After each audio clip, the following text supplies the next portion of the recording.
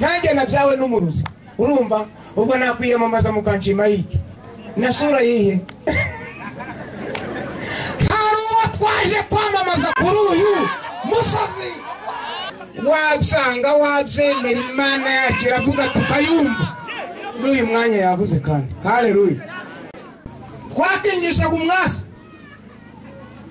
twararyamaga imbeho yaba nyinshi tukambara umufuka mu maguru ubu ntuye mu mugida ntibyavuye ku miryango y'iwacu ikomeye kugira ngo ntabarwe ntibyavuye ku miryango y'iwacu ntibyavuye ahandi nta nama z'imiryango runaka mpuzamahanga yateranye ngo mbeho haleluya ayayayaya nukubera nde nukubera nde nukubera nde nukubera nde kuba warize nukubera nde nukubera nde nukubera nde urangije uyu mwaka kubera nde nukubera nde nageze aho mpima ibiro 35 kubera ibibazo ndi umugabo byayema nageze cyarwanga na buriya murabona nyakubahwa itaraje ubwo ikomeje no gukora ibindira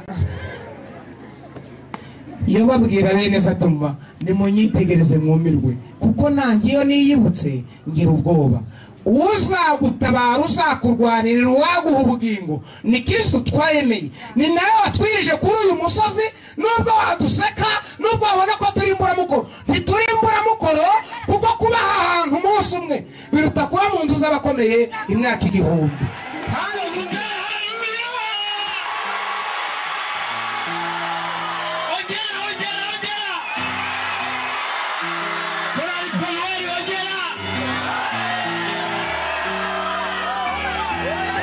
Yesu aragut.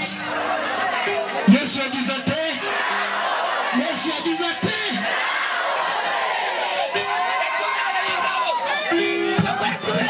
Yesu yaragobotse akinga ingabo. Haleluya! Haleluya! Haleluya! Yesu aragut. Yesu aragut. Yesu aragut. Yesu aragut. Chaji msawe msara marina gusa. Yesu aragobotse we. Haleluya. Chaji